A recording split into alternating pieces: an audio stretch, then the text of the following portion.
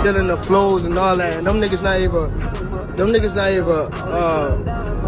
like, showing a nigga no love or none of that. Davis has finally spoken out after being taken into custody due to events that occurred during his fight with Lamont Roach, as well as a crime he committed outside. He appeared in court on Wednesday and narrowly avoided additional jail time following another violation. His fight with Roach has been the most controversial of the year, as Roach was unfairly treated during the fight and when the results were announced. GervontaDavis, Mr. That's it, we finally got you up here. Yes, Judge, thank you very much. No problem. Davis managed to do this by influencing the referee's decisions in the ring and the judge's results after the fight. As a result, the World Boxing Association lightweight champion was taken into police custody. Now, he has spoken out about what really happened, claiming there's more to the controversy than people realize, subtly hinting at corruption within some boxing organizations. What surprised many was that, despite the clear cheating against Lamont Roach, the New York State Athletic Commission did nothing to fix the issue, and instead, Tank was declared the rightful winner. Basically, I bought a property. I did everything in my power to listen to my lawyers. You have 60 seconds remaining. The Yine. News about Devin Davis started spreading after an audio recording was leaked. Lamont Roach Jr.'s confidence is extremely high right now. You would think that after the New York State Athletic Commission rejected his appeal to overturn the controversial draw in his March 1st fight with Davis, he would quiet down, but he hasn't. He's still taking every opportunity to target Tank. The frustration is understandable, but at this point, both sides want a rematch, so they should just sign the contract and settle it in the ring. However, it seems there's some trash talk that needs to be cleared up before that happens. Davis. And, Your Honor, Mr. Hassett and I, assuming the court finds probable cause, we have an agreement. Good morning, Judge Kennedy. It's not just about the fight anymore. Just a few days ago, Lamont Roach Jr. got into an online argument with another boxer, Lorenzo Simpson, who supported Devin Davis and claimed Tank would knock Roach out in a rematch. Instead of staying calm, Roach tried to show off by putting down a $250K bet, saying, "Yeah, $250K, just like I bet your role model. If you can show it to me, we're good money, little guy." He's clearly full of confidence, but now he's taking it a step further. A few hours ago, he casually threatened Devin Davis in an Instagram post, which was highlighted by Ring magazine. Not bad. Like, come on, bro. Y'all niggas is crazy. So we elsewhere with that shit. Lamont Roach alluded to a rematch against GervontaDavis in an Instagram post today. The caption read, "The 25-year-old boxer said in the post, 'I showed that I'm a pound for pound.' Talent against a generational star in the sport. I was born a star, but March 1st, a star was finally under the microscope of the world. I can't wait to run it back and put on a show again." Part 2, OTW. So why does Lamont Roach Jr. believe he's a pound-for-pound talent? Well, for starters, everyone saw that moment in the 9th round when Gervonta Davis took a knee. Tank insists it wasn't from a punch, but rather a mix of hair. Just off the top, man, I was, a little disappointed. Just for the sake of boxing itself, and obviously my result for the fight. I think. But is that one moment enough for Roach to believe he's better than Davis? Probably not. Another reason for his sky-high confidence could be Ring Magazine's latest pound-for-pound rankings, where Devin Haney took Davis's spot. Additionally, ESPN now has Roach ranked number 6 in the 135 Baad division, and that kind of recognition can definitely boost a fighter's ego. As for Devin Davis, is he doing anything about all this? Yes and no. After initially saying he wanted the rematch by the end of May, he's gone completely silent, which is unusual for Tank. He's typically quick with the trash talk, but this time, the 30-year-old has kept quiet. And when a fighter like him goes silent, it usually... The key that they pointed out the things that were actually done wrong, and there's still no movement to overturn the fight. Just really saddened me a little. If this rematch happens, and Roach's promoter Gary Jonas insists, it could deliver the fireworks fans expected the first time around. But the real question is Tank planning a stronger comeback, or is he looking for the exit door? GervontaDavis has already hinted that he only has 3 or 4 fights left before retiring for good. And let's be real. If he's close to retirement, he's going to want the biggest payday possible. Now think about it. Does a rematch with a relatively unknown name like Lamont Roach Jr. bring in the kind of money he's aiming for? Or would he make a lot more by securing fights with bigger names like Shakur Stevenson? I had a lot of hope, though. I'm not going to lie. Tank originally dismissed the New York native, saying he hadn't done enough for the sport of boxing. But in a recent sit-down with NBA analyst Stephen A. Smith on ESPN, he seemed more open to the idea. A match with Ryan Garcia would also be a big moneymaker, but it's not happening anytime soon. Garcia first has to get past Rolly Romero on May 2nd, and if he wins, he'll have Devin Haney waiting for him, assuming Haney beats Jose Carlos Ramirez that same night. So, Tank versus Garcia 2 is a possibility, but it's going to take some time. Time that Tank may not have to spare. I have to come with it all. I have to do more. Obviously, just to secure the win. The Baltimore judge spared World Boxing Association lightweight champion Gervonta "Tank" Davis from jail time on Wednesday after he admitted to violating his probation for a hit-and-run that injured 4 people, including a pregnant woman. Circuit Judge Althea M. Handy extended his probation for 18 months and ordered him to make a $1,000 donation to the Community Assistance Network. Davis, 30, of Parkland, Florida, admitted that he left Florida without approval to travel. His probation agent in Maryland happened to spot him eating dinner on January 22nd at Proper Cuisine on East Redwood Street, near South Calvert Street in downtown Baltimore, less than half a mile from the Clarence M. Mitchell and Elijah E. Cummings courthouses. Judge Handy noted that Davis's probation agent Elsewhere with that shit, and niggas dick eating like they start, like, come on. When I start wearing chrome heavy and showing shit off, and that's what. Plus, Judge Handy noted that she had granted Davis permission to attend the 2024 Paris Olympic Games to support and advise Team USA Boxing, but she denied his request to travel to Japan for his 30th birthday.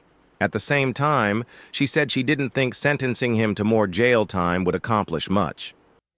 "I don't like sending anyone to jail, sir, I really don't," Handy said. "But you need to wake up, please." She later added, "I don't ever want to see you in court again."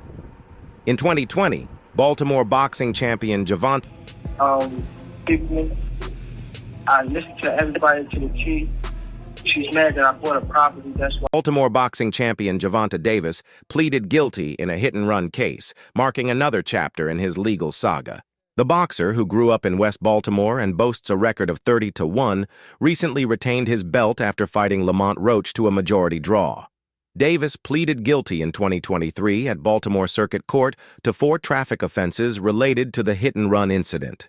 The crash occurred around 2 a.m. on November 5, 2020, when Davis ran a red light at Martin Luther King Jr. and Washington Boulevards in his 2020 Lamborghini Urus. He collided with a 2004 Toyota Solara and slammed into the fence of a nearby property. Yeah. I shouldn't have. She wanted me to be in an apartment. One bed. Judge Handy sentenced Davis to 90 days of home detention, plus 3 years of probation, stating that he had shown a consistent pattern of disobeying the law. Davis was supposed to stay at the home of his longtime coach and trainer, Calvin Ford, but Handy later revoked his home detention after learning that Davis had been serving his sentence in a 4 Seasons hotel and a $3.4 million penthouse condo in Los Angeles. At this point, in a now-deleted Instagram Live, Davis called Handy crazy and stated, "She locked me up because basically I bought a property." You know what I mean?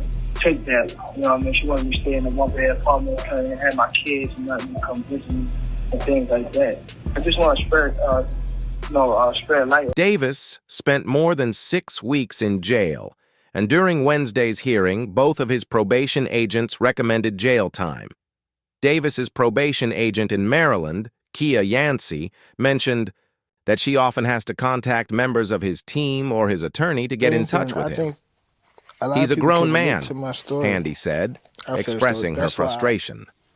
Assistant State's Attorney David Owens, the chief of the misdemeanor jury trial unit, said he's Court finds probable cause. And Your Honor, we agreed to a $1,000 bond, no legal contact if that's acceptable for the court.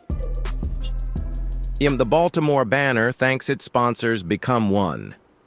Is there a reason you spoke to State's Attorney Bates about this matter? Handy asked. Owens replied that Bates assigned him to the case and that he was requesting a $25,000 fine. Period? Handy inquired. Yes, Owens responded. Hunter Pruitt, Davis's attorney, implored the judge to spare his client jail time. He stated that Davis had completed all the special requirements of probation and had given back to the community in multiple ways. No bond, no contact. Have a good day. Happy holidays, Judge. Good to see you. Thank you. Obviously, Pruitt said, it's a regrettable decision. It wasn't under the guise of doing something illegal. He added that Davis had been training. Davis apologized for his actions and reiterated that he had been training. However, Handy noted that Davis was at a restaurant with a group of people when his probation agent in Maryland just happened to spot him. You weren't training, she said. You were out celebrating. Davis clarified that he had been training in Washington, D.C., but went to Baltimore for dinner. After two separate discussions at the bench, Handy handed down the sentence. Dick eaters.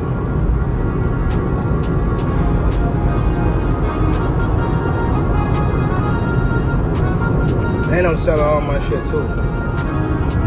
The only reason I want to see you back in my courtroom, she said, is if you go to law school and become an attorney. Almost a week after Gervonta tanked Davis's shocking draw against Lamont Roach, Timothy Bradley doesn't believe Davis was exposed or that the judges were particularly wrong in calling the fight a draw. However, he does think Tank is probably a bit disappointed in himself. Tank is not overrated or anything like that. I know a lot of people are saying that, and a lot of people are saying, well, this guy can beat him. No, no, no. Styles make fights, guys, Bradley told Boxing Scene. Bradley happened to enjoy this particular style clash on fight night and even streamed his live. I'm in a good mood, though. What up?